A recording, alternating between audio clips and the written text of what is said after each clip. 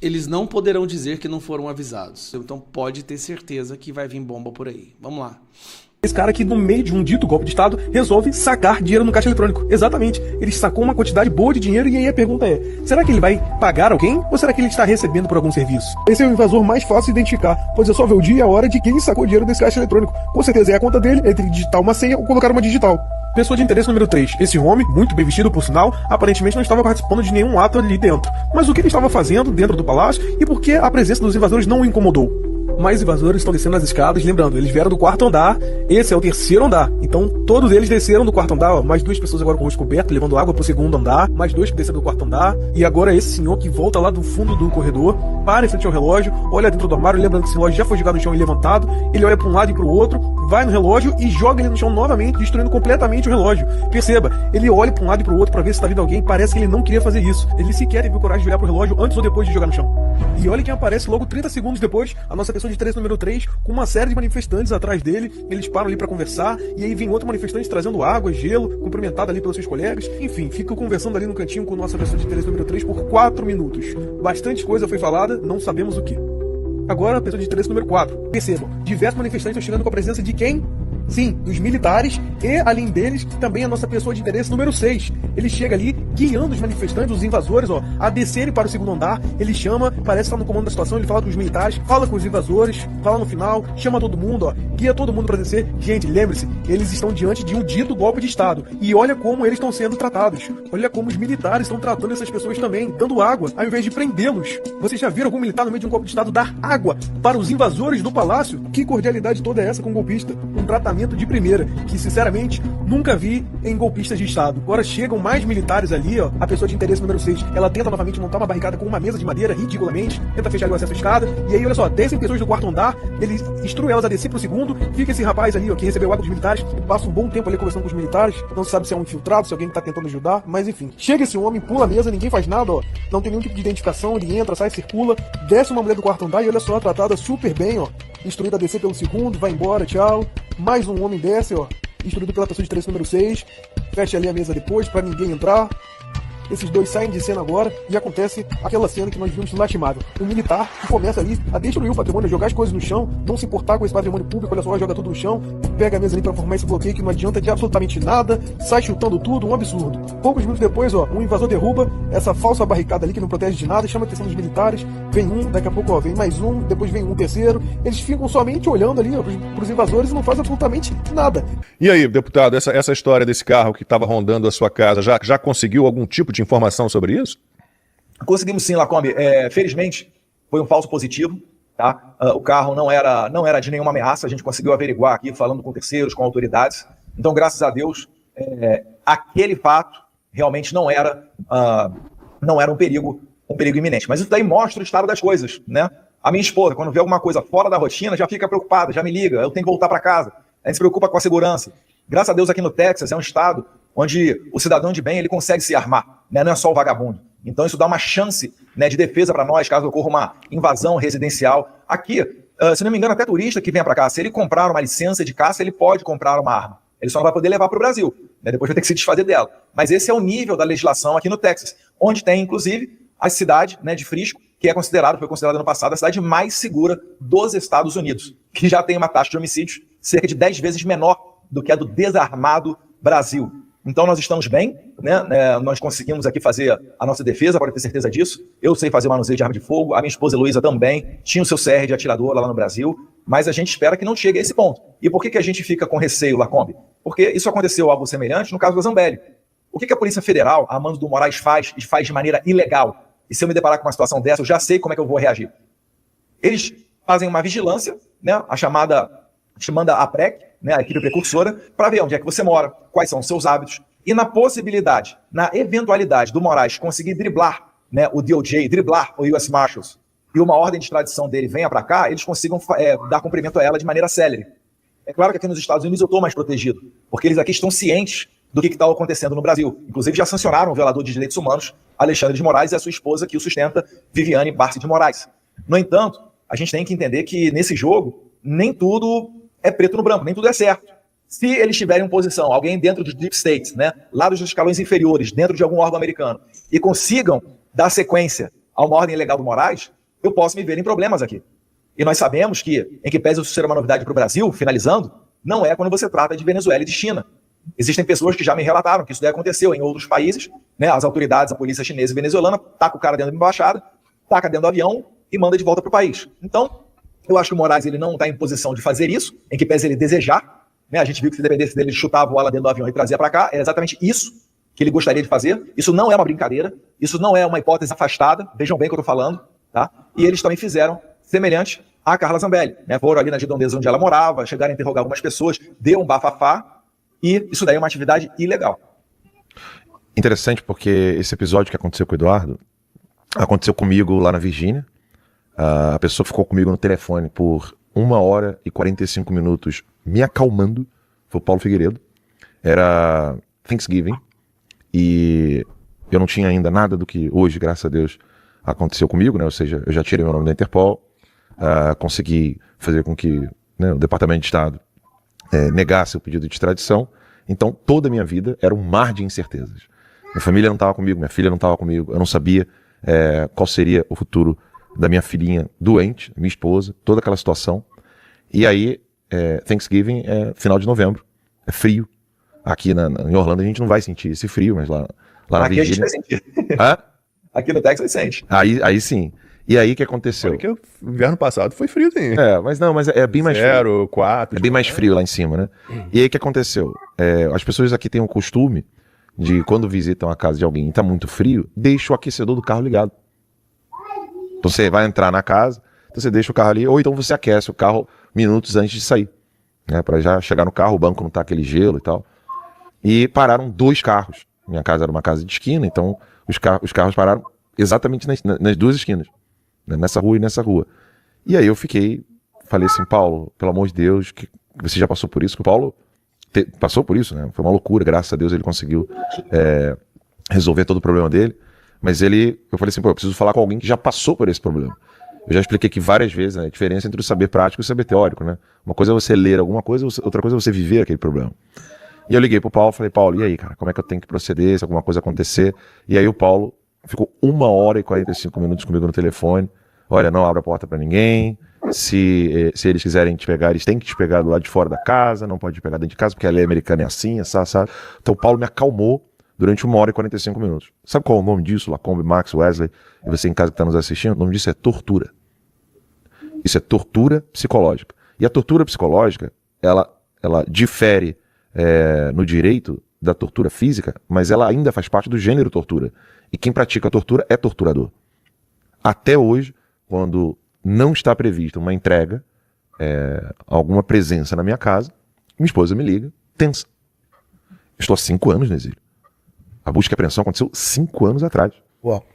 Até hoje, a minha esposa fica tensa. Porque... É a mesma situação aqui de casa, mesma situação. E por um motivo simples. O criminoso, ele já espera esse tipo de vida, de cotidiano. Ele escolheu isso, né? Ele escolheu isso. O inocente não. Então o inocente, quando ele se depara com essa situação, ele não sabe para onde ir. Então o inocente, ele não tem vias para poder correr. Porque ele pensa o quê? Se eu estou dentro da lei, eu estou agindo dentro da lei, o meu advogado age dentro da lei, não há crime, eu ainda tenho a justiça para me proteger. E a força policial do Estado. Então a pessoa, o cidadão comum, inocente, ele vive não em estado de alerta, ele vive em estado de paz. Eu acredito que 99,99999% de todas as pessoas que estão nos assistindo, elas vão deitar e dormir tranquilas. Elas não vão deitar pensando, se alguém chegar aqui, eu tenho que ir para lá, eu tenho que ir para essa direção aqui, eu tenho que me proteger, eu tenho que fazer isso, tenho que fazer aquilo. Ninguém pensa nisso. Eu me lembro de uma vez eu estar com o pastor Ricardo, estava eu, pastor Ricardo, Berto Aurélio, não lembro quem mais estava no carro, não sei se você estava no carro. Eu ultrapassei um sinal vermelho aqui nos Estados Unidos. Eu parei o carro no sinal, um carro parou do meu lado e o cara abriu a porta e saiu. Você acha que eu esperei para ver o que ele ia fazer? Uau. Acelerei o carro e atravessei o sinal vermelho com um cruzamento e os carros em movimento. O cara só queria ver como é que estava o pneu dele. Eu não estava não, você tinha me contado, eu já sabia da história. Você lembra, né? Eu lembro. O Wesley me viu logo no início do exílio, quando eu estava numa situação ainda, bem dizer, de pânico, né? Sabe, sem saber. Assustador. E nesse dia que eu peguei o carro e acelerei, foi porque eu não sabia o que o cara ia fazer, então eu tinha que me preparar. Então as pessoas precisam entender que o que a Heloísa está passando, o que minha esposa passou várias vezes, o nome disso chama-se tortura. Tortura. E não é figura de linguagem, não é chavão, clichê, metáfora, exagero, não é nada disso. É descrição jurídica das ações do Alexandre de Moraes. PGR afirma que a anistia a crimes contra a democracia seria inconstitucional. Com base no que Paulo Gonet fala isso? O PGR ressaltou que a anistia não tem respaldo constitucional, mas considerou que a articulação em favor dela não constitui ilícito penal e está dentro dos limites da liberdade de expressão. Será mesmo, senhor? Não obstante, a matéria referida não encontra respaldo constitucional, artigo 5º, incisos 43 e 44 da Constituição. Gravem esses números. 43 e 44. Já falamos deles e vamos falar de novo. Ao falar sobre anistia, veja aqui agora, já dá para ver que a coisa tem uma porta aberta, que eu acho que o Gonet não percebeu. Gonet citou 2 incisos. O primeiro determina que a lei considerará crimes inafiançáveis. Uma coisa assim, inafiançável. Inafiançável o quê? Não pode ter fiança. Bem óbvio. Além disso, também são insuscetíveis de graça ou anistia. Quais crimes? Tortura, tráfico ilícito de entorpecentes, drogas, terrorismo e os definidos como crimes hediondos. Esses 4 grupos. E anistia, porque anistia, em tese, né, os golpistas se atacam ao Estado Democrático de Direito. Aí o que é que o Gonet faz? Ele cita o próximo item, é o 44. Já o segundo diz que constitui crime inafiançável e imprescritível. Opa, não está falando de insuscetível de graça ou anistia. Só está falando que não pode ter fiança. Não está falando que não pode ter anistia. A ação de grupos armados, civis ou militares contra a ordem constitucional e o Estado Democrático. Pronto, isso daqui seria o ponto que o Gonet está falando, que proibiria ter uma anistia. Mês passado, nós fizemos um belo dossiê histórico sobre a constitucionalidade da anistia. Trazendo as notícias da época, Estadão, Globo, trazemos os votos da época, Lula, Michel Temer, FHC, Geraldo Alckmin, todos deixando claro que sim, Paulo Gonet, a anistia, ela é constitucional. Para relembrar de forma rápida, o professor de Direito da Faculdade de Direito da USP, né, o Largo do São Francisco, a casa do golpismo brasileiro, o Roger Leal, ele escreveu esse texto, o destaque 2184 e anistia, a porta que o Constituinte manteve aberta. Aí eu já vou lá para os pontos centrais do texto. Aí ele dá o destaque exatamente do que o seu Gonet está comentando. Ó, foi sob essa inspiração que o texto constitucional aprovado definiu os limites aplicáveis à anistia. Segundo estabeleceu o artigo 5º, 43, são inafiançáveis e insuscetíveis de anistia os crimes de tortura, tráfico, blá, blá. A mesma coisa que o Gonet disse. A devida compreensão sobre a questão requer, outro sim, a confrontação de tal solução normativa com o inciso subsequente. O inciso 44, por seu turno, que são imprescritíveis e inafiançáveis os crimes cometidos por grupos armados contra a ordem constitucional e o Estado Democrático de Direito. Quando a Constituição foi feita, antes de apresentar esse destaque, o 2184, os crimes contra, grupos armados contra a ordem constitucional e o Estado Democrático também era, como ele colocou aqui, ó, o texto, ó, insuscetíveis de anistia. Era. O destaque foi para deixar de ser e permitir anistia para esse tipo de crime. A gente vai chegar lá, vamos relembrar. A diferença é clara. Em ambos os casos, tanto no inciso 43 quanto no 44, há inafiançabilidade, mas apenas no 43 é onde está a parte da vedação da anistia. Qualquer tentativa de aplicar o que está no 43 para o inciso 44 esbarra na própria decisão do Constituinte. A esse propósito, cumpre recordar a sessão de 22 de fevereiro de 88, que se debruçou sobre o destaque 2184. Vamos relembrar. O professor Roger colocava, inclusive, o link de uma matéria do Estadão. Com a aprovação da proposição, para surpresa de alguns constituintes, como noticiou a imprensa na época, a Assembleia Nacional Constituinte tornou a decisão inequívoca de suprimir a vedação de anistia aos crimes contra a ordem constitucional e o Estado Democrático. O texto originalmente apresentado continha tal restrição, mas ela foi deliberadamente afastada por essa votação do plenário. Em outras palavras, a concessão de anistia para tais condutas foi confiada pelos constituintes ao juízo político dos representantes eleitos pelo povo a ser exercido mediante devido processo legislativo. A regra geral, portanto, é que qualquer crime pode ser objeto de anistia. Apenas o que está no inciso 43 do artigo 5º é que não pode. Esforços interpretativos que busquem estender ao inciso 44 uma limitação que nele não se encontra, está desfigurando a opinião consciente do Constituinte. Tá lá. Jornais da época. Jornal o Globo. Coloquei no início já, inclusive, o melhor texto. De todos os jornais da época, o que escreveu o texto mais fácil de entender que a anistia é sim constitucional foi a Globo. Acredite se quiser. Tá ali, ó. Ao encaminhar a emenda, que foi o destaque 2184, seu autor... Não, a emenda foi uma coisa de destaque... Acho que a emenda foi uma coisa e o destaque é quando você coloca essa emenda em votação, enfim. O deputado Carlos Alberto Oliveira... Carlos Alberto Oliveira Caú, acho que não tem outro nome.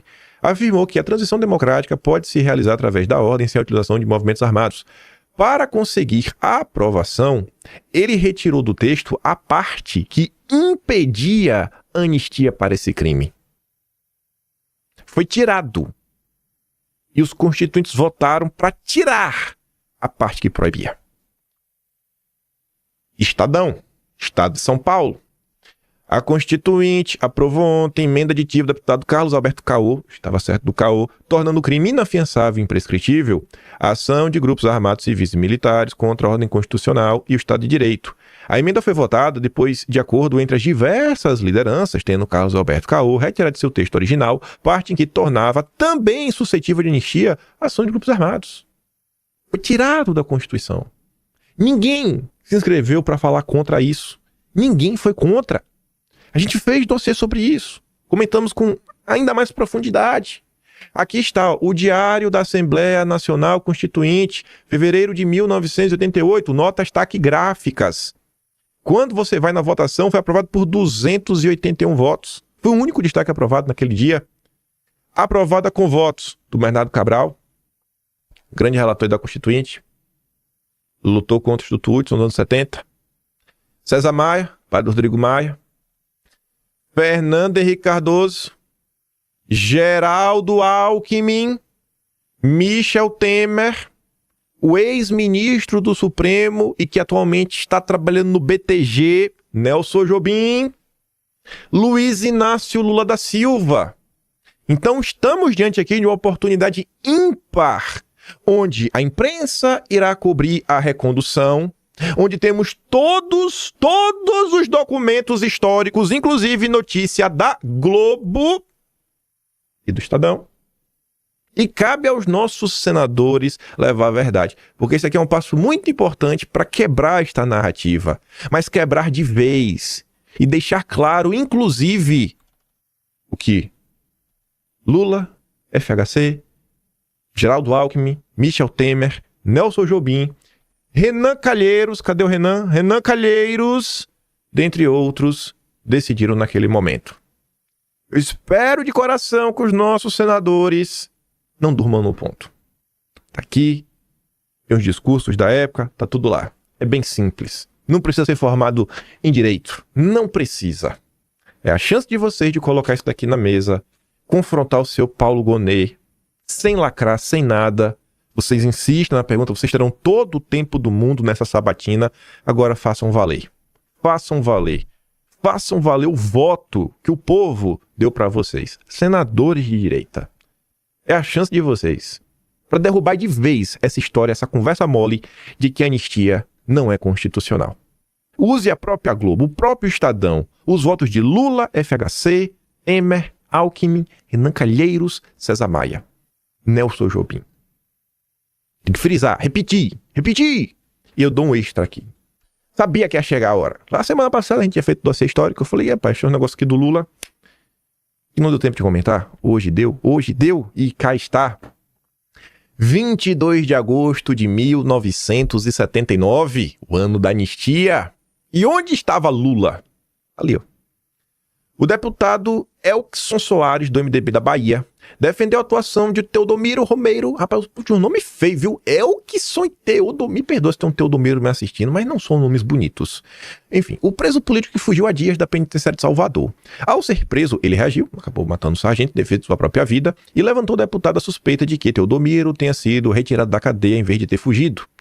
O líder sindicalista Luiz Inácio Lula da Silva é que, no entender do deputado Soares, está com toda a razão quando prega a necessidade de ir às ruas e exigir anistia ampla, geral e restrita.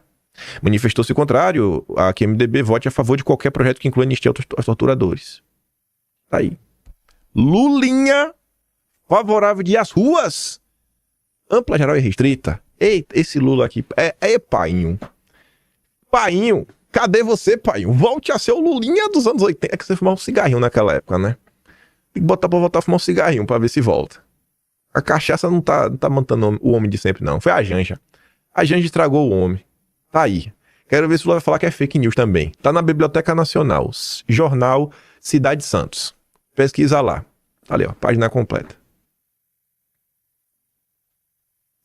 Falando ainda de anistia, Zezé de Camargo participou aí de um show e pediu anistia para os presos do 8 de janeiro. Aí, a Globo, show em que Zezé de Camargo pediu anistia a bolsonaristas, custou 450 mil aos cofres de cidade de Santa Catarina. Aí, você vê, ó, a prefeitura pagou, estabelecendo que a apresentação fosse gratuita para a população, foi de graça mesmo. E aí diz o que fala o seguinte, né? A gente sabe que essa matéria não é preocupação com os cofres públicos. Será que a Globo está preocupada com os 450 mil reais que o Zezé recebeu? Ou está preocupada com a anistia, né? Essa é a Globo. Eu de coração espero que o pessoal aproveite essa oportunidade dessa batida do Gonê. Falta menos de um mês. 12 de novembro é a data que está marcada. Aí vamos lá, vamos continuar. Falei que a gente ia pegar a anistia pra gente falar de eleições. A Globo ontem publicou essa nota, primeiro vi porque o Vili-Migo compartilhou. Depois fui lá ler na íntegra. Sem dosimetria e com direita dividida, Centrão cobra nome ao Planalto. Partidos entendem que definição de redução de penas leva bolsonaristas a insistirem na candidatura de Bolsonaro. Tá meio confuso, mas meio que dá pra entender que se não passar a anistia, se não passar qualquer coisa, os bolsonaristas vão continuar insistindo na candidatura de Bolsonaro. Então tem que arranjar alguma coisa, né, pra conseguir apoio do Jair. Aí o Vili-Migo comenta, o nome é Jair e o sobrenome é Bolsonaro. No impedimento deste, mudamos o nome, jamais o sobrenome, mas o Centrão cobra o nome deles para o Planalto. Querem a qualquer custo a bênção do Jair ao ungido do mercado. Aí vamos numa lida. O entendimento desse grupo, do Centrão, é que enquanto a redução de penas não for votada, bolsonaristas vão usar a bandeira da anistia para adiar indefinidamente um apoio para 2026 e continuar insistindo em Bolsonaro como candidato, mesmo inelegível. União Brasil e PP, que formaram uma federação, encabeçam a pressão para que Bolsonaro apoie o Tarcísio. Caso Tarcísio resista, a preferência do grupo é o Ratinho Júnior. A articulação também conta com a participação dos comandos nacionais de republicanos e PSD, o Quarteto Fantástico. Na quinta-feira, Kassab, secretário de Relações Institucionais de São Paulo, disse que Tarcísio é a cereja do bolo da renovação política. Baita renovação política mesmo, viu? Só se for a renovação do Centrão.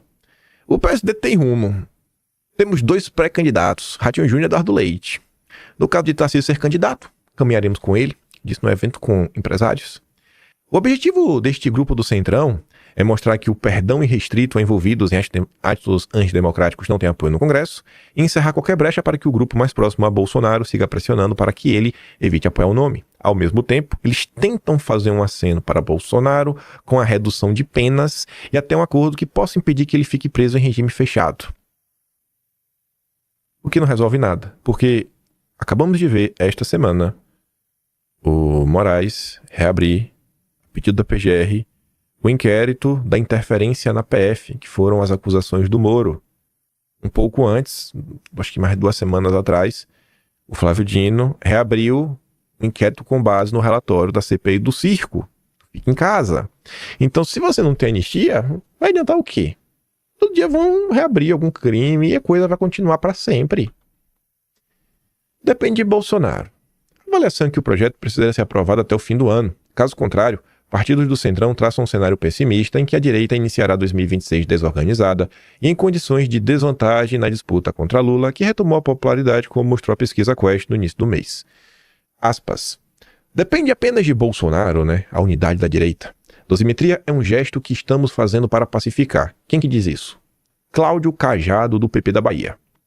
Vice-presidente do PP, um dos. Falou com a Globo, né? Os garotos do Ciro Nogueira. Diante do acirramento entre Eduardo Bolsonaro e nomes do Centrão, aí veja a construção da matéria e a inversão da ordem das coisas. O grupo dos presidentes de siglas tem descartado agora qualquer acordo que inclua o filho 03 como candidato, seja presidente ou a vice. Por outro lado, embora demonstrem preferência por Tarcísio Radinho, há disposição para aceitar outros nomes, como Michele e Flávio, mas de vice. Preferência é que sejam vice. O cenário de divisão se acentuou com as críticas públicas de Eduardo a representantes da direita que acenaram aos governadores de São Paulo e Paraná. Aí você fica, quem são esses representantes da direita? Eduardo divulgou nos últimos dias mensagens contra Ciro Nogueira e Tereza Cristina, que ignoraram o parlamentar como nome veio para 26. Eles não ignoraram, não.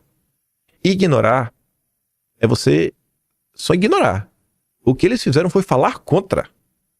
E o Ciro Nogueira ainda foi além. Fez ataques abertos a Eduardo Bolsonaro. Tu consegue ver como é que funciona? É surreal isso, bicho. O cara é atacado, e de vítima passa para agressor. E os agressores viram vítimas. E o errado no final do dia é o Eduardo Bolsonaro. E o Centrão. A nota começa falando do Centrão. Centrão cobra nome. E aí o Centrão vai ao longo da matéria virando representante da direita. Me explica isso. Aí tu ganha aspas de um deputado. Eu nunca nem tinha escutado falar desse cara aqui. Eu não sei se é deputado estadual ou federal. Fábio Chiochetti. Não sei como diz sobre o nome dele. De Santa Catarina, do União Brasil. Sempre fui favorável que fizesse candidatura única de primeiro turno, mas o Caiado é contra. Eu gosto do Tarcísio, mas é um candidato. Diz que não é candidato. Se Bolsonaro falasse, estou junto, eu acho que Tarcísio encararia, mas tem Eduardo atirando nos Estados Unidos. E aí cria uma instabilidade. Olha os termos, né? Está tirando. Caraca, bicho. Que coisa é essa, viu? Mas você vê como o Tarcísio é benquisto pelo Centrão. E não só pelo Centrão. Mas antes de falar sobre isso, ainda falar um pouco mais do seu Ciro Nogueira. Ontem estava ali, ó, cara de pau. O sol de uma nova era começa a nascer na Bolívia, que finalmente deixa o passado, né, no passado o atraso de anos de desgovernos de esquerda e olha com esperança para o futuro. Estou certo de que em um ano vamos comemorar isso aqui também no Brasil. Aí tá ali, ó, que diz as pesquisas. A Bolívia encerra um ciclo de 20 anos de governo esquerdista com um segundo turno sem precedentes entre dois candidatos de direita. Aí Renato fala, cara, é impossível falar em eleição, né, sem enfrentar o tema da anistia ampla, geral e restrita. Mas o Ciro não vai abordar isso. Porque o Ciro Nogueira é esse daqui, ó. A vantagem para Ciro Nogueira de Fufuca bateu o pé por ministério. Direita. Representantes da direita, né? Que tem ministério no governo Lula. É a direita lulista. Podemos chamar de direita lulista? Aliado de Ciro Nogueira. Avaliam que a resistência do Fufuca em deixar o cargo do governo Lula não é de todo ruim por Ciro Nogueira. A avaliação é que, no fundo, Ciro Nogueira leva vantagem em manter Fufuca próximo de Lula, uma vez que assim terá um interlocutor dentro do governo, caso o atual presidente conquiste a reeleição em 26. Ciro Nogueira, dizem parlamentares do partido, é acima de tudo um político pragmático de centro e quer manter influência no governo federal, seja ele de direita ou de esquerda. Peraí. Ciro Nogueira, né, dizem os seus aliados, é, acima de tudo, um político pragmático de centro. Ah, eu tenho que voltar aqui de novo, gente. Me diz uma coisa, como é que Ciro Nogueira pode ser um político pragmático de centro e representante da direita? Caraca, véi! Me explica aí, gente. Me explica aí como é que Ciro Nogueira é um político pragmático de centro e um representante da direita. Para aliado de Ciro Nogueira, a postura dele de defender a cidade de Fufuca do governo teria mais a ver com a necessidade de sinalizar ao eleitorado de Bolsonaro que o cacique, né, não tem ligação com o Lula. Ah, entendi. É para inglês ver, né? É só para fingir que tá indignado. Nossa, eu nunca ia imaginar. Com esse comportamento, aliados avaliam que Ciro Nogueira tenta pavimentar o caminho para ocupar a vice de uma chapa em 26. De uma forma ou de outra, Ciro precisa disputar o pleito de 26 quando termina o seu mandato de senador. Seu sonho é ser o vice do Tarcísio, tá todo mundo percebendo isso, e dessa forma, a manutenção de Fufuca como ministro de Lula é vista por aliados de Ciro como a melhor solução enquanto o cenário eleitoral ainda se define. Vimos os aliados do Ciro Nogueira. Agora tem os aliados, entre aspas, de Eduardo Bolsonaro. Aliados de Eduardo Bolsonaro vem um nome que conteria a metralhadora giratória de Eduardo. Eduardo tem enfileirado críticas a políticos da direita que ousam se portar como presidenciáveis ou reduzam o protagonismo do clã para 2026. Aí, quem é essa pessoa? Que os aliados de Eduardo acham que, se colocar na pista, Eduardo vai se calar. Michele Bolsonaro. E eu acho que não, viu? Com base no quê? Rapaz, não sei. Vamos ver aí. Mas acho que não. E o Renato destaca, sabe... Por isso que eu não fui atrás da matéria. Tô falando pra vocês que a Michele Bolsonaro pode pegar a lei que vocês vão ver. A matéria tem 4 parágrafos de lacração. Ele fala o seguinte, ó. Bicho, se essas pessoas aí fossem aliados mesmo de verdade do Eduardo, eles estariam preocupados em fortalecer o Eduardo, não em tentar contê-lo. Aliados de Eduardo não querem contê-lo, querem ajudá-lo. Quem teme a força de Eduardo, na prática, não é aliado. É adversário disfarçado. Vamos falar, né? As coisas como elas são. Vamos falar de verdade. Isso aqui não é aliado. E eu disse que a gente ia falar, né, que quem mais apoia, o grande governador de São Paulo, Tarcísio Freitas, o homem do mercado, o Lauro Jardim publicou essa nota. Essa eu quero mostrar para vocês. Empresariado tenta ressuscitar projeto da direita racional com aposta em Tarcísio. Direita racional, né? Vocês são irracionais, loucos, alucinados, radicais. Vocês são bolsonaristas. A direita Febraban segue empenhada no trade T. Chamam de direita racional, o que, na verdade, é só a velha direita, gerenciada pelo complexo da Faria Lima. Olha essa matéria. 2 parágrafos. Data, local, envolvidos, nomes. Será que uma nota assim é uma nota plantada, com tantos detalhes que você consegue precisar? Essa matéria do Eduardo Bolsonaro fala de aliados. Não fala quem são os aliados. Já essa nota que diz empresariado, cita o empresariado. Quem do empresariado? Ligado a quê? Onde? Quais datas isso aconteceu? A palavra de ordem dessa turma é, ainda tem jogo, ou seja, a direita não está morta. Quem tem capitaneado esses encontros, ocorreram 2 na semana passada em São Paulo, é Fábio Barbosa. Banqueiro, né, porque um ex-presidente do Santander nunca deixa de ser banqueiro. Febraban, e Natura. Natura do Guilherme Leal, que já foi vice da Marina. O candidato preferido do grupo é de longe o Cadeirudo. Aí você, por que você não gosta do Cadeirudo? É só ver quem tá apoiando. Me explica como um candidato antissistema pode ser o preferido do sistema. Eu quero um candidato antissistema, bicho. Agora, óbvio, no segundo turno, eu tô falando direto, eu entendo o sentimento, tá crescendo o número de pessoas que vai votar nulo, eu acho que isso é furada. Não sou favorável a votar nulo. Falo, gente, pode reclamar, entendo, é frustrante, mas na hora do vamos ver, tem que sair de casa pra votar, pô. Até pra poder reclamar. Reclamar que, ó, pelo menos não votei no Lula, ou falar, rapaz, eu votei o arrependimento, era pra ter, sei lá, votado nulo mesmo, votar no Lula, mas vote, não deixe de votar.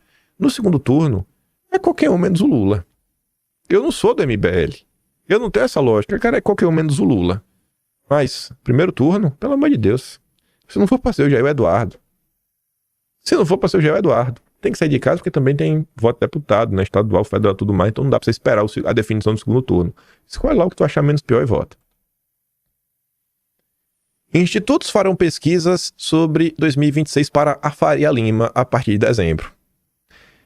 Aí vocês tinham que se perguntar, mas por que a Faria Lima, bicho? Por que a Faria Lima? Por que a Faria Lima? Por que, gente? A depender do presidente, políticas econômicas diferentes podem ser colocadas na pista.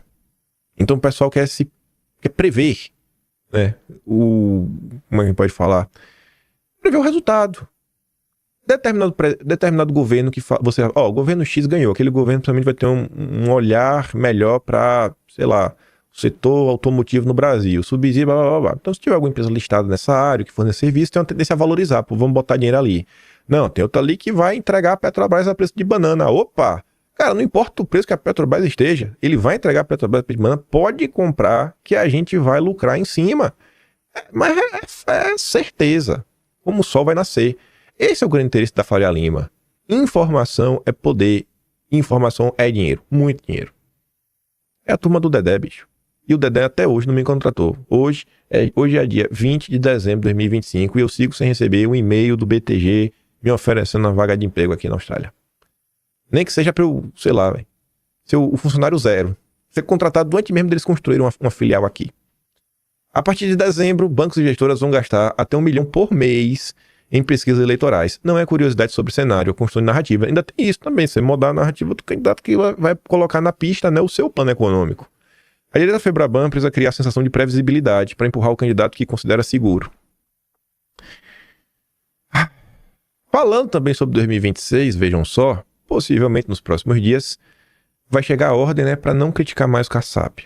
A tropa intergaláctica, que é sangue no zóio, agora vai ter que dar uma modulada no discurso, porque o Partido Novo cedeu o seu candidato para obter mais apoio, mais estrutura, mais fundo partidário, mas é do Novo, é o Matheus Simões, é o vice do Zema, e agora ele é kassabista. Entendeu já, né? Então quem quer ser eleito em Minas vai ter que beijar a mão do Kassab. Eu quero ver a direita que adora gritar. Quero ver se vocês vão continuar fazendo oposição ao Kassab. Eu lembro do que vocês fizeram. Eu sigo sem gostar do Kassab. Eu espero que vocês não mudem de opinião. Não mudem de opinião, viu? Provável candidato de Zema, governador de Minas, migra do Novo para o PSD do Kassab. Aí aqui a matéria saiu na possibilidade que deve oficializar na semana que vem. Deve, não era certeza. Mas a Globo já tinha informação cravada. Segunda-feira que vem, 9 da manhã, tá lá Matheus Simões, no Hotel Ouro Minas, para assinar sua filiação. A partir de abril ele vai ser o governador em exercício, porque o Zema vai renunciar. E o PSD vai ter o governador de Minas jogando ao seu lado. Quero ver os leões da direita brasileira. Não pode passar pano pro Kassab, viu? Não pode. E aí, para encerrar esse bloco, nos jogando no próximo, estava passando pelo Twitter ontem, eu vi essa postagem do Ale. Um dos temas que mais me incomoda. Aquela acusação de sempre. Pessoas sendo pagas, gabinete do ódio, toda aquela tese que fomenta a perseguição que a gente vive. A tese que dá origem a todo esse inquérito que nos persegue e que nunca é encerrado. Esse perfil é um perfil de direita. Tem um monte de direita, um monte de gente que eu sigo que segue esse perfil. Pra você ter ideia, né? O Ale diz, ó, chamando Eduardo Bolsonaro de verbe, 151 das pessoas que eu sigo seguem esse perfil. Imagine, 151 pessoas que o Ale segue esse cara. Aí tá ali, ó. Já guardem desde hoje. Esse é o verme que vibrou em trachar o agro, tenta transformar o país em terra arrasada por interesse próprio. Eduardo não tá tentando passar anistia, não tá tentando acabar com a juristocracia, com o regime de opressão. Ele não tá tentando fazer nada disso. É só interesse próprio. Ele ataca o Tarcísio e o Ratinho como candidatos à presidência e ainda move sua base paga, veja só, paga, de estúdiozinhos da Austrália a São Paulo há 2 semanas para empurrar a goela abaixo uma candidatura na antimorta. Ou seja, ó, de quando que eu comecei a apoiar Eduardo? Sei lá, maio? Abril? Março? Não sei. Então assim, ó, de março até setembro eu estava apoiando Eduardo de graça. Aí outubro chegou, não sei, o Trump deve ter dado dinheiro para Eduardo, aí Eduardo começou a me pagar. Até setembro era de graça. Tem 2 semanas que está sendo pago. Tem 2 semanas. O que foi feito antes não, antes era orgânico, viu? Antes o meu apoio era orgânico, aí agora não é. Não consegue entender isso, bicho. Trazendo por trás o comparsa, Paulinho Tic-Tac, que fugiu do Brasil por causa da Lava Jato, não pela história da carochinha de perseguição do Moraes. Pronto. Fugiu, é um bandido. Aí eu te pergunto, tu acha que esse perfil tá do lado de quem? De Deltan Dallagnol e Chiquinho? Ou de Eduardo Bolsonaro? Você tá entendendo que o que tá acontecendo nos últimos dias não é treta de internet? Até quando, velho? Tu vai ficar sendo enganado. Aí vamos falar sobre a direita brasileira. Por que eu falei que ia fazer um gancho? Isso daqui é mais específico, né? A turma falando do caso do grande Chiquinho, o maior advogado do país. Obrigado pelo engajamento, o capacho do gabinete do ódio. Falando com o Marfinha, né? O Marfinha tava lá debatendo com esse perfil. Aí o Marfinha comenta, né? Rapaz, gabinete do ódio, eu sabia que ia chegar nisso. É sempre a mesma galera do mesmo lado. Tudo que vocês hoje estão vendo de perseguição começou com essa ideia. E dessa mesma gente. Quem é velho aqui no site se lembra. Aí o cara ainda volta lá, né? Mais outro. E você vê um padrão, né? O Marfinha todo mundo sabe quem é. Já viu o rosto, gordinho, mostra a cara. E quem acusa o Marfinha de ter um gabinete do ódio é um perfil que usa a foto da Marge Simpson. E o outro que usa uma foto que eu não sei quem é. E vocês aqui também nem a foto dele, né? Você não sabe nem seu nome oficial. Aí você olha ali, ó. Se você não tá recebendo pra seguir a narrativa da corja bolsonarista, ou seja, o bolsonarismo é um movimento criminoso que tem que ser extirpado. Eles são os apoiadores do Chiquinho. Está sendo burro. E tem que comer lixo pra não perceber que você faz parte da turminha da narrativa forjada, os enganadores de gado. Você não tem opinião, amiguinho. É assim que você, bolsonarista, é tratado.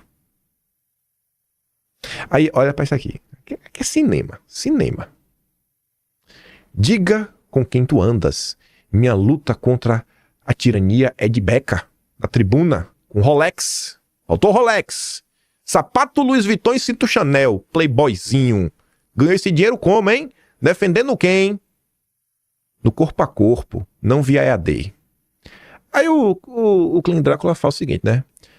Peraí. Tu ficou nos últimos dias, Chiquinho, falando do Olavo, né?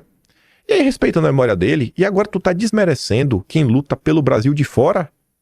Tu acha que o Olavo de Carvalho tava morando em Osasco, né, nos últimos 30 anos? Assim, o Olavo passou os últimos anos nos Estados Unidos, né? Então assim, o Olavo também nem devia abrir a boca, né? Então que já que quebra a lógica dele. Só que o bacana é o seguinte, né? Tá ali com o Peru Ruizão, da tropa, eu, Arthur, aí ele mira em mim e acerta nele mesmo. Ontem mesmo, onde é que tava Chiquinho? Fui num podcast de esquerda. Uai, ele pode e eu não, é? Eu vou ter que usar a coleira do Deltan Dallagnol pra eu poder participar de um podcast de esquerda também? Ai, que coisa é essa, viu? Como é que chama isso aí, gente? Por que ele pode ou não? Por que o Chiquinho pode ou não? Mas Chiquinho.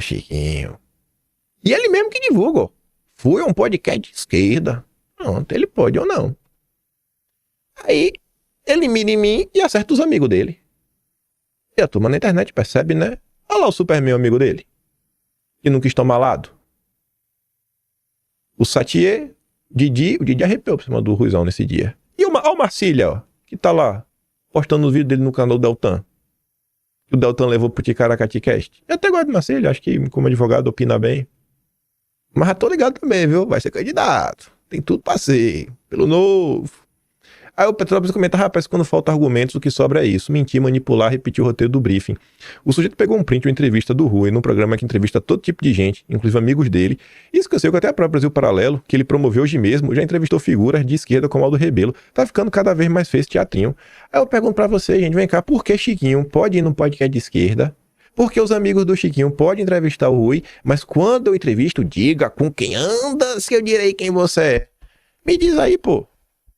Me diz aí, me explica, velho. Rapaz, como é que é muita hipocrisia.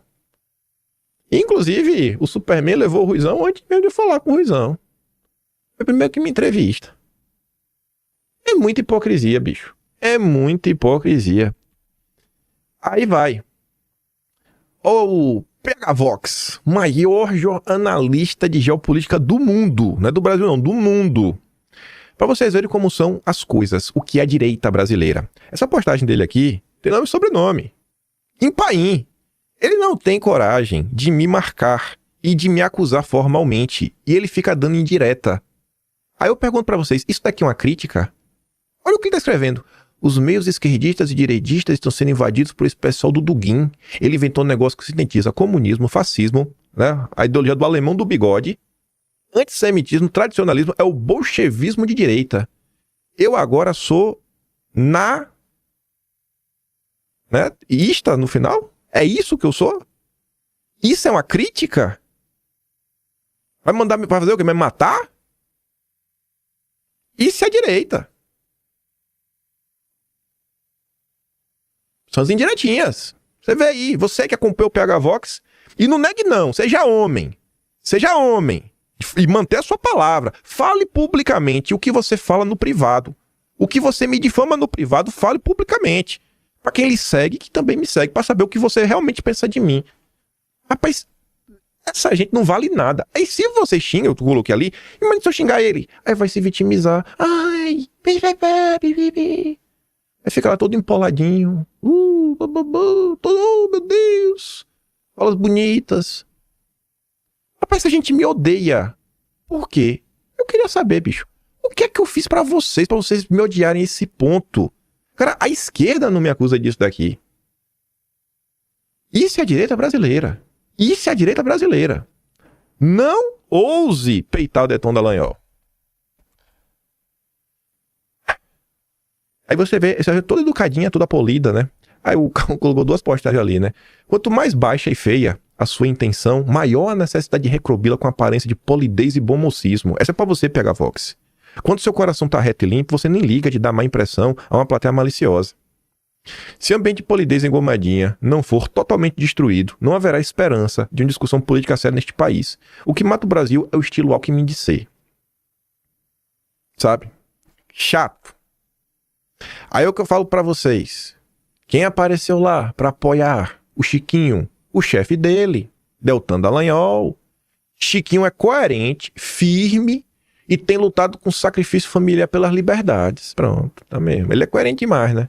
Tô vendo ali a coerência dele. Ele pode ir no podcast de esquerda, os amigos dele podem entrevistar o Ruizão, mas eu não posso. Eu sou bandido. E tem gente que não tá enxergando o que tá acontecendo, bicho. Tem gente que não enxerga, velho. Não enxerga, bicho. Tá achando que é crítica. Aí ele fez um vídeo, né? Um dossiê falso, amando de quem?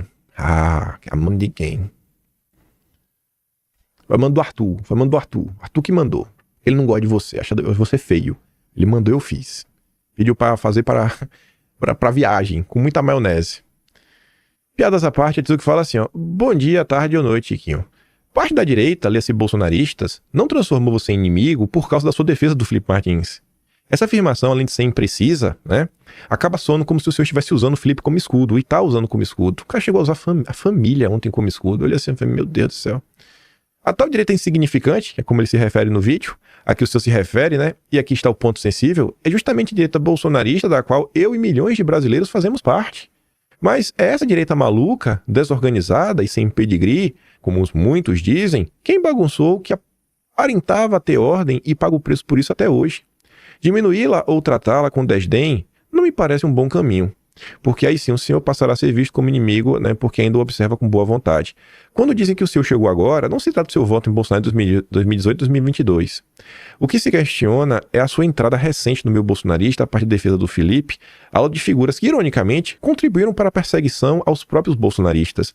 Além disso, o senhor tem se servido em embates pessoais e feito acusações contra pessoas que sempre colocaram a cara a tapa para defender tanto Bolsonaro quanto o governo.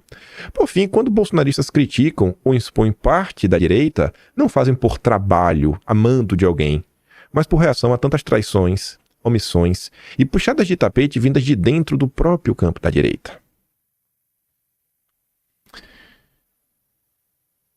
Eu não gosto de me meter em briga, porque já tenho muitas coisas aqui em casa para dar conta.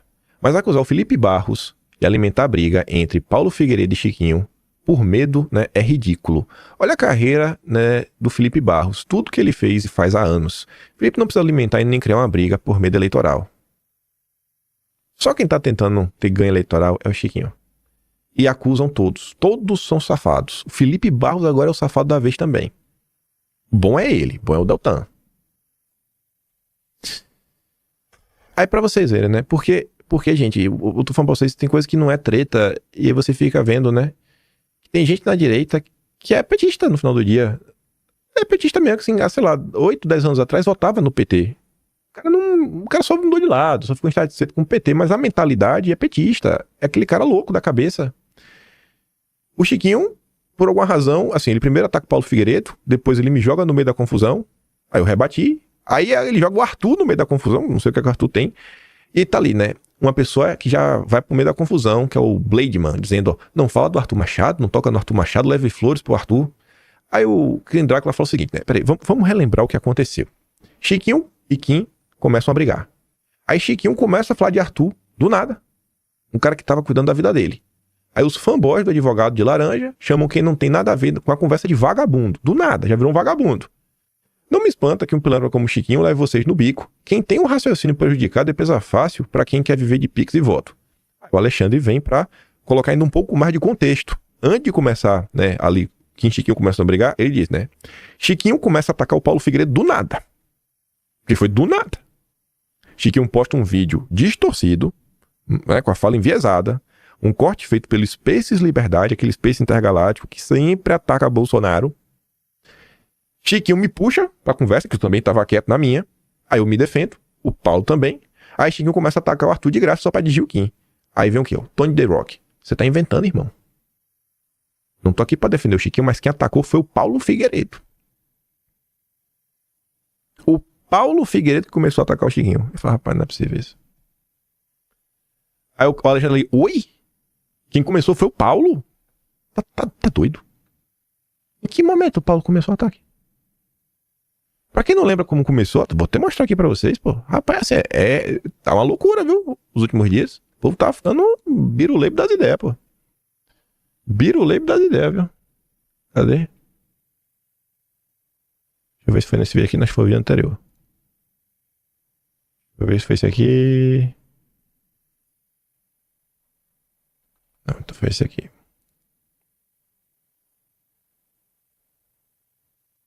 Não, foi antes ainda? Não é possível. Uai. Deixa eu dar pausa aqui. Pronto, achei aqui. Ah, sem conseguir achar. Cadê a parada aqui, velho? Pera aí, só minimizar aqui, pronto. Ó. Do nada, Chiquinho posta o recorte.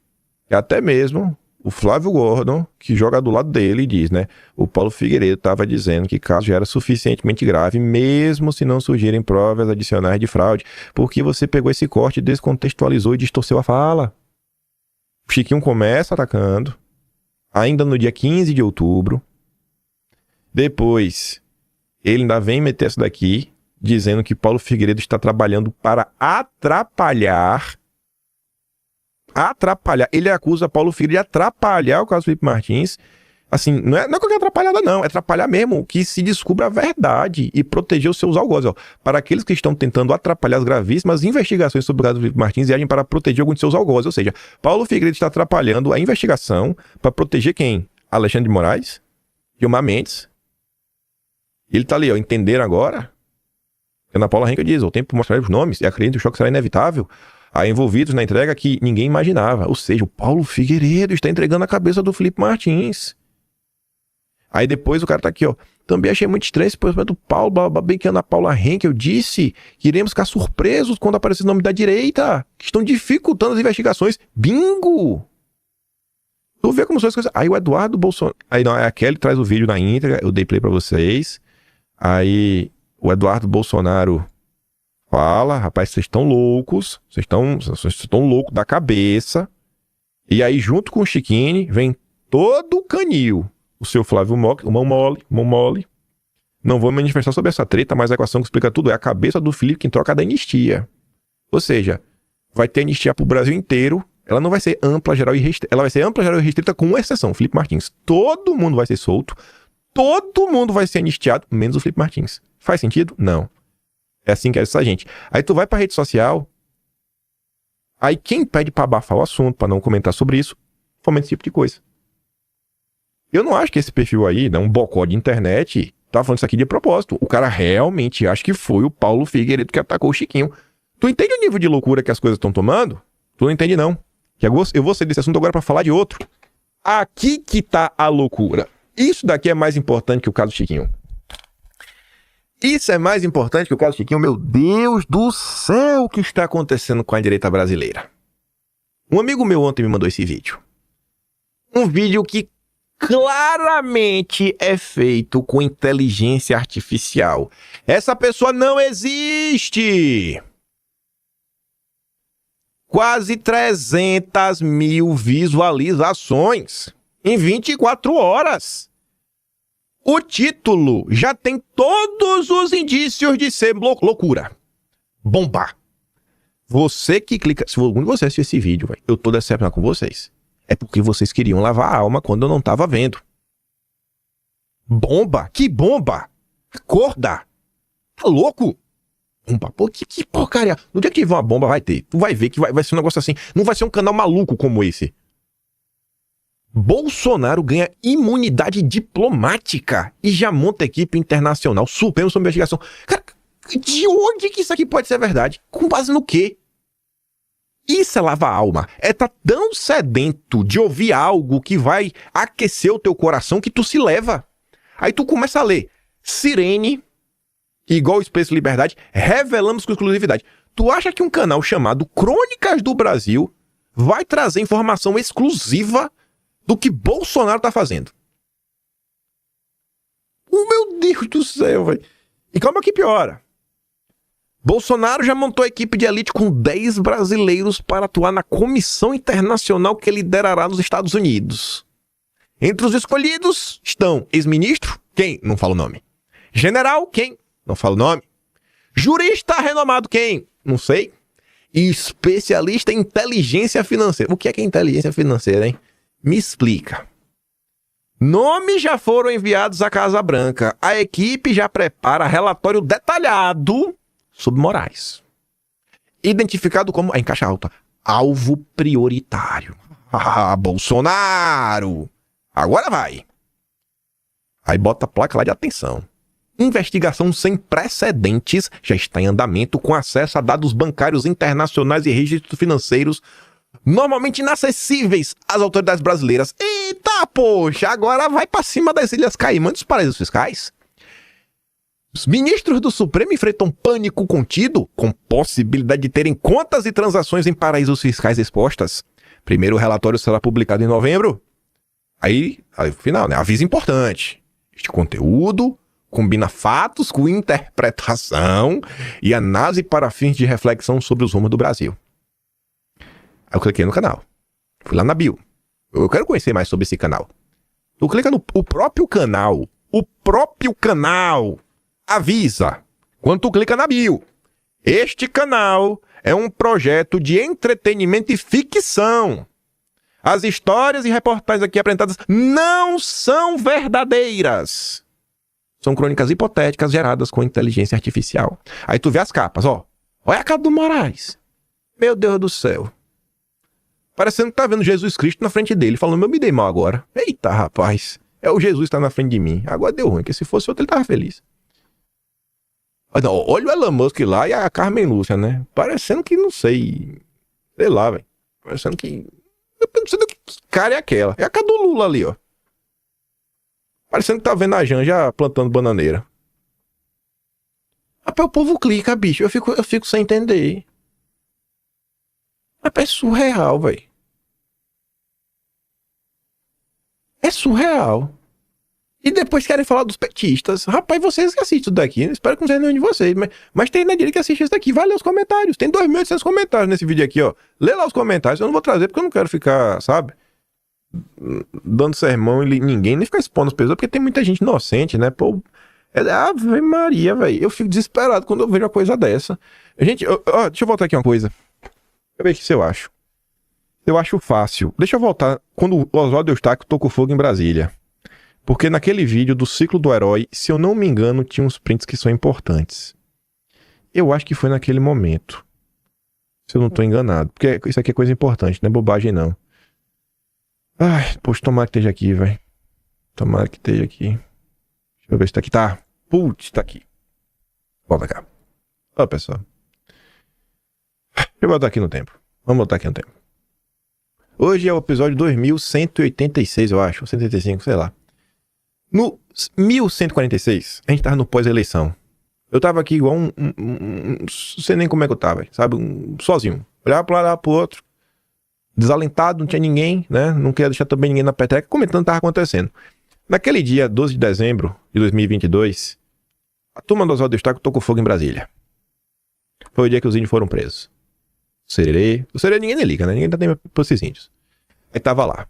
Um monte de coisa acontecendo, tudo mais. Aí a coisa vai, né? Ó a notícia. 12 de dezembro de 22. Manifestantes bolsonaristas tentam fazer do Alvorada um novo Capitólio. A turma foi pra lá, tentou entrar, a turma já tava tentando. E quem é que tava guiando essa turma na época? Oswaldo Eustáquio. Olha o print que eu bati na época do que estava em destaque. Oswaldo Eustáquio. Essa é a importância de expor quem joga contra. Se você não expõe, depois a confusão aumenta. Oswaldo Eustáquio foi quem convocou as pessoas para o 8 de janeiro. Para a Praça dos Três Poderes. Foi Oswaldo Eustáquio. Antes de avançar aqui, deixa eu mostrar isso daqui para vocês. Achei que eu tô aumentando a história.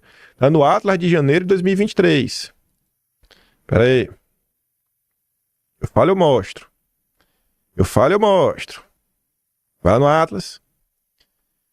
Atlas do 8 de janeiro. Possíveis líderes e organizadores. Tu clica aqui. Possíveis líderes. Ana Priscila Azevedo. Aí o bastidor faz a notícia, ó.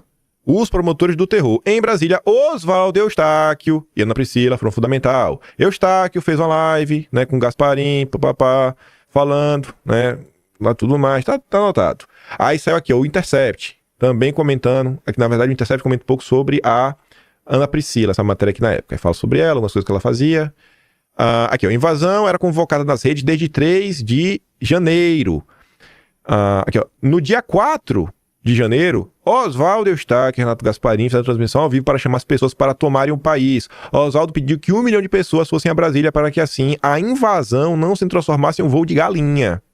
Aí a Veja noticiou, 5 de janeiro, o blogueiro Oswaldo Eustáquio está planejando a última cartada para tentar reverter o resultado das eleições, por meio de uma invasão em massa ao Congresso. Você tá entendendo? Cara, não foi por falta de aviso. Aí vamos voltar. A turma que estava querendo falar sobre o Chiquini da época, ou seja, o Oswaldo Eustáquio, as tias do Zap, vai vendo aqui, né? Ó, 4 de dezembro de 22. O Sererê foi preso dia 12. Dia 4. Oswaldo Eustáquio na cadeira de roda? Oswaldo invadindo shopping com os índios. Ó aqui o Sererê, ó. 4 de dezembro. Oswaldo tomou frente dos movimentos, postou vários grupos chamando o pessoal que está na frente do QG para ir pro Planalto. Isso pode gerar um Capitólio. Pessoas comuns tentando alertar sobre oportunistas. Olha aqui, ó. Oswaldo está manipulando os indígenas. Essa daqui, cara, esse perfil existe. O Felipe Turli avisou. Não escutem Oswaldo Eustáquio pedindo para saírem do QG e para a Esplanada. Não façam isso. É uma cilada. 6 de dezembro. As pessoas não ouviram e foram. O 8 de janeiro não foi aleatório. A chance de ter sido planejado muito mais por Oswaldo que qualquer outra pessoa é gigantesca. Mas a direita adora um oportunista. Não aprendem. Mas por que eu cheguei aqui, né? A gente tá falando de vidiar. Aí o povo lá preso. Olha lá. Olha os resultados do seu Oswaldo Eustáquio surtindo efeito. É o quê? Polícia Federal prende empresário em ato antidemocrático após ordem de Moraes. Ainda, 6 de dezembro de 22. Ele não contou a verdade. Não é que ele desmontou. O pessoal está na frente do quartel e pediu para ele parar com esse negócio de podcast, que lá era lugar de luta, não pagar fama e dinheiro. Tá ouvindo aí, né, Chiquinho? Chiquinho deve ser primo do Oswaldo Eustáquio. Oswaldo Eustáquio disse que a arrecadação de 19 milhões no QG é estelionato. Aí um acusando o outro. Aí eu lembrava na época como Oswaldo Eustáquio estava por trás dos 300 de Brasília. Esta matéria aqui não existe mais. Eu tenho um print preservado. A Sarah Winter deu entrevista para a Isto É no dia 19 de novembro de 21 e tá ali, ó. Sarah Winter contou detalhes, o acampamento dos 300. Ela mantém a história que o acampamento foi um surto dela e do Oswaldo Eustáquio. Aí eu recuperei coisas do Twitter. Olha lá, ó, o Oswaldo Eustáquio. Olha a foto que ele usava na época. 14 de maio de 2020. Planejou tudo a dedo. Atenção, entrem. A data mesmo foi isso daqui, ó. O evento que catapultou... Sabe lançamento de curso? Que você lança uma live, um negócio pra você vender um negócio no final? Foi aqui, ó. Foi a live do Oswaldo Eustáquio com o Roberto Jefferson. Roberto Jefferson voltou para o palanque com o Oswaldo Eustáquio. Não é aleatório. O que a direita sofre é por burrice. Burrice. A direita cavou a falta por burrice. Por aceitar pilantra. Olha esse comentário aqui, é um cara de esquerda. Ele postou o print do Oswaldo da noite após a live do Oswaldo, com o Roberto Jefferson. Isso aqui talvez não seja porcaria nenhuma, mas prestem bem atenção mesmo assim. Esse Oswaldo, a Sara Winter e mais alguns pequenos influenciadores da direita estão começando a promover um acampamento em Brasília inspirado na Revolução Ucraniana em 2014, 20 de abril de 2020. O cara avisou. Fizeram lista, convocando gente e tudo mais. Deu ruim. Quem que tava com o Oswaldo depois? O caminhoneiro lá, Ramiro. E quem mais? O Wellington Macedo. O Wellington Macedo, no dia que tava pegando fogo... Deixa eu ver se tá nesse vídeo. Não tá aqui não, deve estar no vídeo. Deve estar no vídeo seguinte. Deixa eu ver se tá aqui no Atlas. Ó lá, ó, aqui no Atlas. Ó o Wellington Macedo. No dia que tocaram fogo em Brasília. Onde ele tava? Com o Oswaldo. Tocando fogo em Brasília. Quem dirigiu o caminhão do George Washington? Que colocou lá a bomba? O Wellington Macedo. Oswaldo Eustáquio. As mesmas pessoas. E a direita não aprende. Não aprende. Gosta de pilantra. Gosta de ser enganada. E por que eu trouxe esse vídeo? Porque eu tava falando do vídeo, né? Pois bem, na época que isso aqui tava acontecendo, em dezembro de 2022, cara, surgiu um canal que não colocava a cara, que o cara tinha uma dicção e falava pior que eu.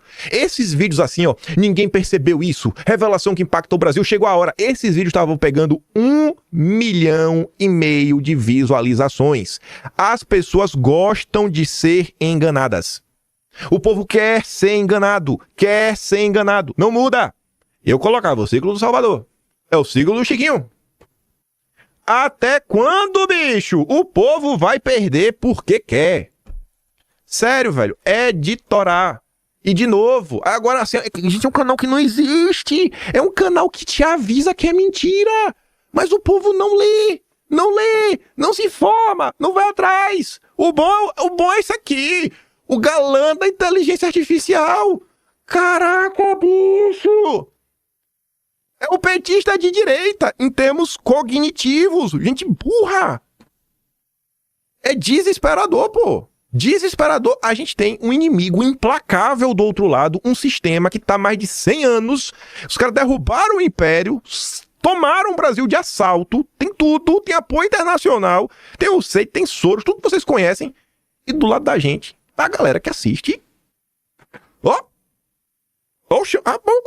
O Xandão vai cair. Disse eu não tenho motivo pra ficar nervoso. Comentando sobre isso, ó, avisando, explicando. Cara, acorda, gente. Eu briguei com o Roberto Jefferson em 2020. 20! Não foi 21 não, quando ele foi preso pela primeira vez, foi 20. Matéria da Globo, lá no Lauro Jardim. Deixa eu ver se essa matéria aqui fácil. Rapaz, velho. Na boa, pode me falar o que for. Injusto, eu não sou. Maluco, eu também não sou, não. Olha, velho. Roberto Jefferson. Deixa eu botar aqui Globo pra ver se facilita. Rapaz, velho. Aqui, ó. Já achei.